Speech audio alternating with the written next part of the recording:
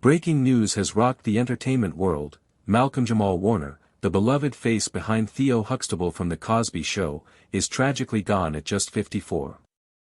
Fans grew up with him, laughed with him, and watched him evolve into a television icon.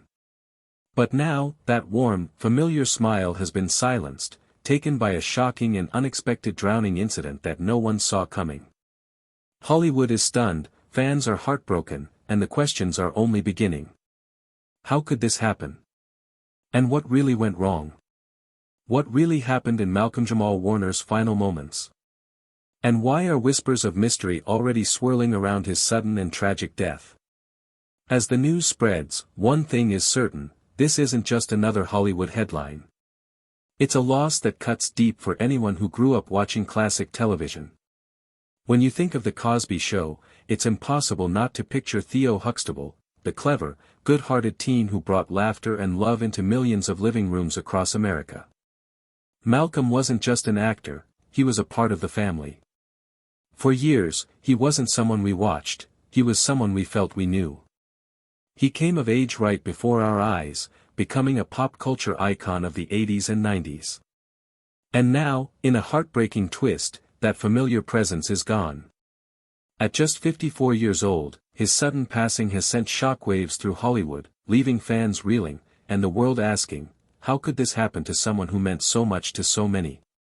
According to early reports, Malcolm-Jamal Warner's life ended in what authorities are calling a tragic drowning. But even that explanation feels incomplete, raising more questions than it answers. Where exactly did it happen? Was it truly an accident, or something far more complicated? Behind the silence, murmurs have begun. Those close to him are quietly expressing concern about his emotional well-being in the days leading up to his death. Was Malcolm silently battling something far darker than anyone realized? In this video, we'll take you deep into the final hours of a man who was once the heartbeat of America's most beloved sitcom. We'll explore his incredible legacy on screen, but more importantly, we'll uncover the hidden pain he carried when the cameras stopped rolling. Friends, family members, and insiders are now speaking out, some for the very first time, revealing a haunting picture of a man overwhelmed by pressure, fame, and private battles the public never saw. They believe this wasn't a random accident, but the devastating end to a long road of silent suffering. And the autopsy findings?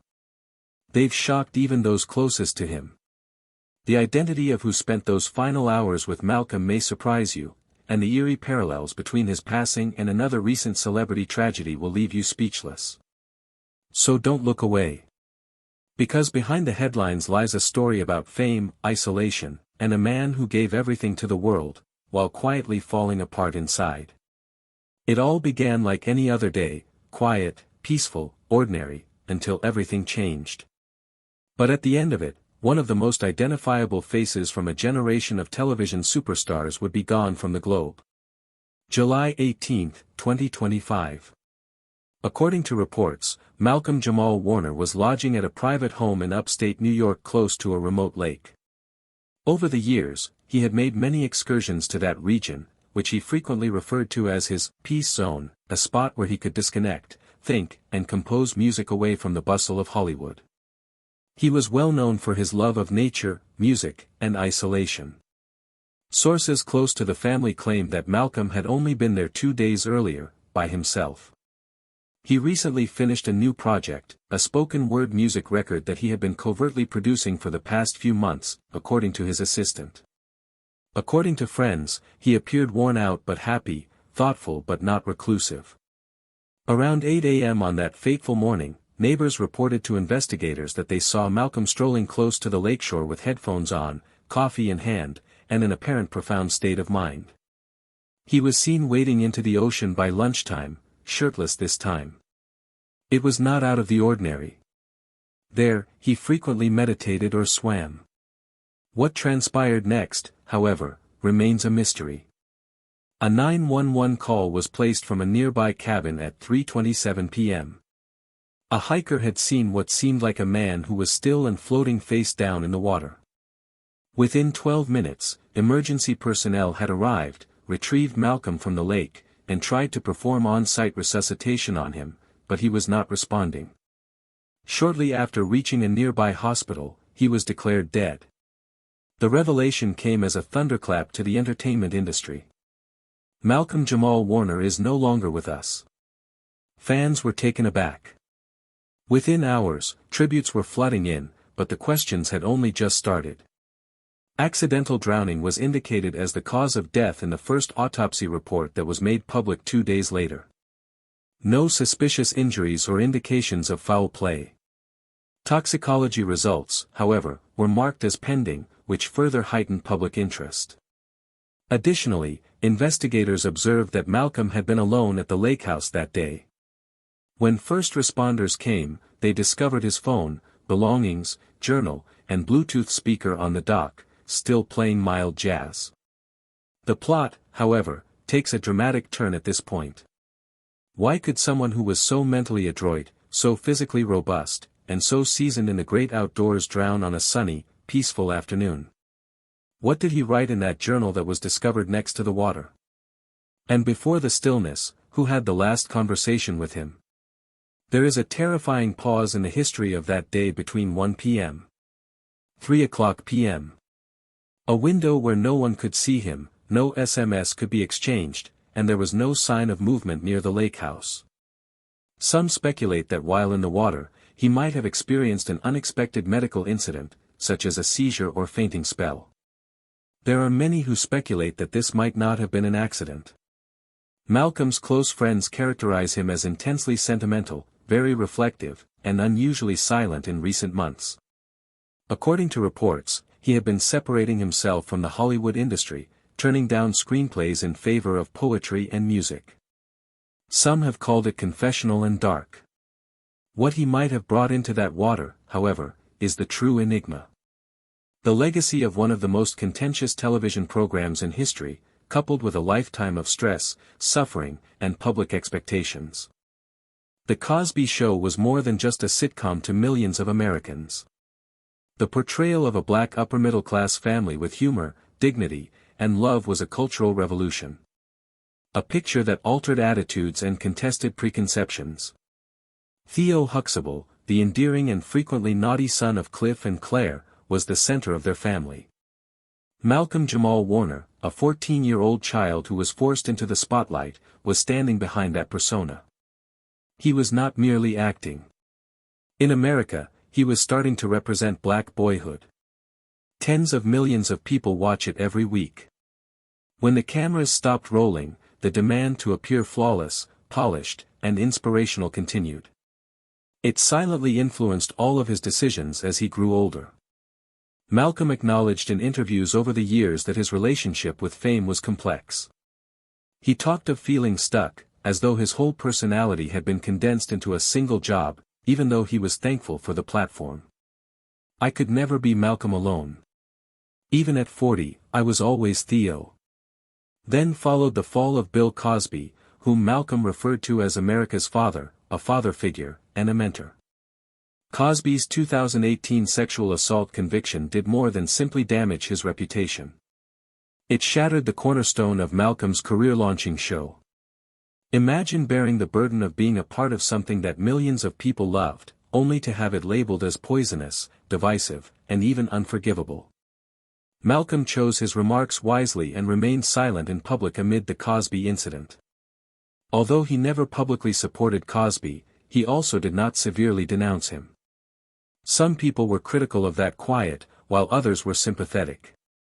However, pals claimed that it had a significant emotional toll on him behind the scenes. One coworker described him as being torn apart.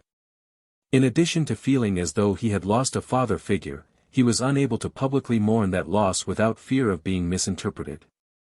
Malcolm's reputation was not the only thing impacted by the Cosby scandal. He was involved in a number of projects that were put on hold. There were no more interviews. Casting rooms were filled with rumors. Does he remain bound to Cosby? Will there be opposition? Theo's shadow seemed to turn from a crown to a curse. Malcolm's career shifted toward more subdued mediums where he had greater influence, such as spoken word poetry, music, and directing. He wrote emotionally honest songs that frequently dealt with identity, loss, and the pursuit of serenity because he found comfort in jazz. According to some of his co-workers, he frequently showed up for studio sessions or on set introspective and focused, sometimes withdrawing to be by himself in between takes. Malcolm stopped recording in the middle, looked out the window, and whispered, "You ever feel like you peaked too early, and now the world is just waiting for you to disappear," according to one producer. These were more than fleeting ideas. They were indicators of a more serious internal struggle. A guy attempting to reconcile a legacy that millions of people admired with an inaccessible personal truth. Malcolm was still searching for that truth, which he never really discovered. Freedom from the role, from the performance, from the demands, and perhaps even from the suffering. Many now think he might have been suffering in quiet, even though acquaintances claim he was not given a formal diagnosis of depression. The kind of pain that is imperceptible until it is irreversible, the kind that whispers through cancelled plans, protracted disappearances, and mysterious diary entries, rather than screaming. Since many people who knew Malcolm-Jamal Warner saw it coming but were powerless to stop it, they were not just surprised to learn that he had quietly drowned far from Hollywood. One heartbreaking question is being asked by friends, co-workers, and devoted fans as the entertainment industry struggles with the unexpected death of Malcolm-Jamal Warner. Were there any indications? Malcolm had been remarkably aloof in the weeks before his untimely drowning death. Those closest to him remember missed phone calls, brief, evasive text responses, and last-minute cancellations of studio sessions and engagements. He had recently started working on an untitled spoken word and jazz fusion record, which he described as his most personal endeavor to date. It is haunting, almost like a eulogy, and full of questions about life, legacy, and letting go, according to the few who have heard early songs. According to one excerpt from a demo recording, "Fame is a funeral with flowers that never die, but the soul they honor is long gone." Those lines are now being seen through a devastating new perspective in retrospect. During one late-night session, Malcolm abruptly left the booth, sat down on the floor, and just stared into the darkness for almost 10 minutes, according to an assistant producer from the Atlanta studio where he was recording. In an attempt to feel something again, he merely nodded and mumbled when asked whether he was all right. Before his death, he hadn't shared anything on Instagram for more than 3 weeks. Comments on the last post, such as, "Why didn't we notice?" and "Assure me that this isn't farewell," displays a black and white image of a microphone in low light with the words, "Sometimes the silence is louder than any stage." That post is being seen by some as a mysterious farewell. Some think it was a frantic call for assistance. The unanswered messages that were purportedly discovered on his phone after his death are even more disturbing. Several draft texts to friends and past co-stars were left unsent, including one to Kesha Knight Pulliam Rudy Huxtable that only said, "You are the light on set," according to a close friend who was granted restricted access by the family. "Never forget that. I apologize for fading into the shadows." To an unidentified contact, another unsent message read, "If I disappear, don't blame anyone." This time, the tide simply tugged too strongly. It is unknown if these notes were parting statements or if they were penned in a state of emotional weariness. It was quite unusual for Malcolm to have no major projects or booked appearances for the remainder of the year, according to his manager. In an attempt to shed light on child stardom and surviving a dysfunctional profession, he had even put a halt to the writing of a memoir that he had been hinting at for more than 10 years. According to some sources, the book was almost finished, but his editor reportedly started crying after reading a section of the last chapter. The title of the chapter was "Drowning on Dry Land." Was it a fortuitous event or a terrifying prophecy? The extent of Malcolm's loss is still being processed by his inner group. The tragedy, in their opinion, is not just how he passed away but also how little they understood of the emotional tempest he had been submerging himself in for years. "He was the guy who always made you feel seen, but we forgot to see him," a longtime friend remarked in a tribute. The world came to a halt when word leaked out about Malcolm-Jamal Warner's unexpected passing. Disbelief exploded on social media. Timelines were overflowing with headlines, and the general reaction was one of astonishment, grief, and respect. He was more than Cliff and Claire's witty, occasionally disobedient kid, Theo Huxtable. He represented black boyhood, maturation, and quiet fortitude. For many, Malcolm was a unique primetime television representation of a young black guy navigating life with comedy, intelligence, and vulnerability. Hollywood's global response to Harlem. Fans gathered in candlelight vigils from coast to coast. Some outside the Brooklyn location of the former Cosby Show studio owned by NBC. Others visited the Hollywood Walk of Fame, where admirers placed old VHS cassettes of previous episodes, flowers, and handwritten letters. A muralist who had long appreciated Malcolm's impact created a huge monument in Harlem that said, "Theo taught us to dream." Fans who grew up watching the Huxtable family every Thursday night began a number sign Theo Forever movement when the mural swiftly went viral on Instagram. Co-stars talk. Emotional tributes from the cast. His former co-stars, who had grown up with him both on and off screen, gave the most heartfelt homages. Claire Huxtable and Felicia Rashad issued a written statement. On television, Malcolm was more than just a son. He was, in every way, family. Every stride he took was filled with purpose, joy, suffering, and grace. A kind warrior has just left the planet. Night, Keshin the Payam. A heartbreaking video was shared by Rudy Huxtable. I used to refer to him as Malcolm, my big brother. When I didn't even know what rhythm was, he taught me about poetry, kept me safe, and made jokes with me. I'm shattered. Really broken. Vanessa, Tempest Bledsoe, posted a 1990 picture of the two with the words, "We were babies. Everything made us laugh.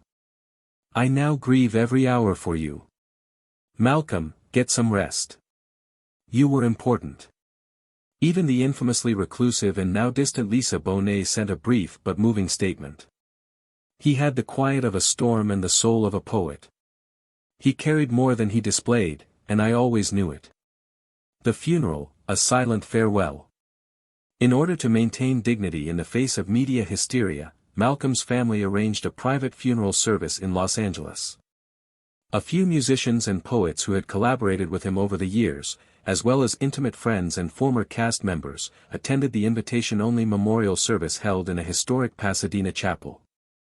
The room, in keeping with sources, became full of black and white photos of Malcolm through the decades, from his early days on set to jazz performances and candid, considerate moments. One of the maximum emotional moments got here while a recording of Malcolm's spoken phrase poetry played in the course of the service. His voice echoed through the cathedral walls as he recited, "If I depart with no goodbye, keep in mind the rhythm, not the silence. Take into account the combat, no longer the fall. And while you speak my name, talk it like song." There wasn't a dry eye in the room. A generational grief. Malcolm's death didn't just touch his peers. It hit enthusiasts across generations. Adults who grew up watching The Cosby Show wept brazenly online. Millennials shared old clips of Theo's status up for his goals.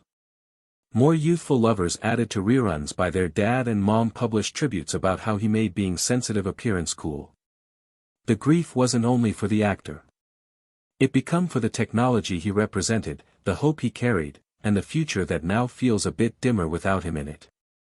One tweet summed up the world's sorrow. He never wished scandals or noise. He gave us art, reality, and quiet power. Relaxation in poetry, Malcolm. As the sun set at the existence of Malcolm-Jamal Warner, the world got here to comprehend something deeper.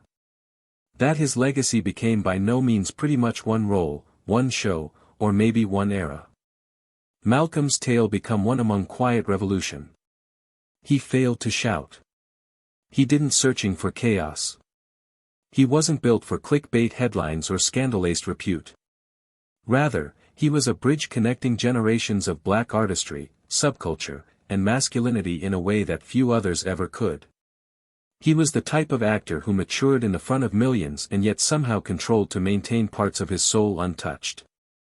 Sacred, private, useful, mentor, teacher, brother, past the display screen. In his later years, Malcolm had become a mentor to young black actors, often speaking at traditionally black schools and participating in unbiased film workshops. He as soon as instructed a set of students, "Your tale is strong.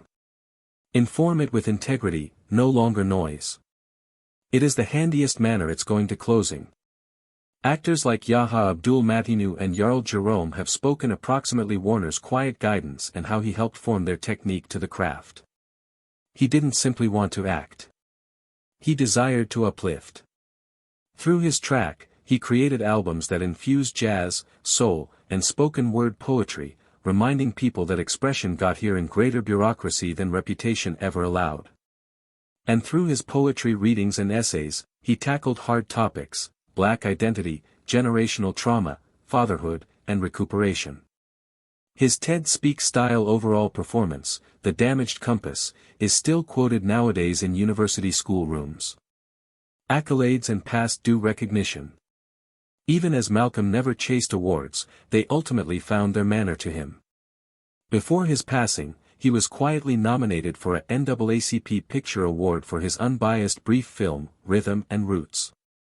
After his dying, calls grew louder to honor him posthumously with a celebrity on the Hollywood Stroll of Repute, honorary degrees, and retrospectives across important streaming platforms.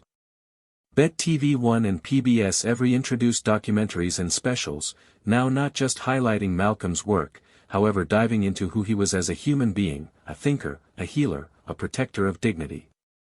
Curriculums and cultural reminiscence. Universities like Howard and Morehouse have proposed publications in media studies where the Cosby display is dissected no longer only for its controversy, but for the layered performances Malcolm gave as Theo, a character that made errors, struggled with dyslexia, failed at love, fought with his parents, and still grew right into a considerate guy.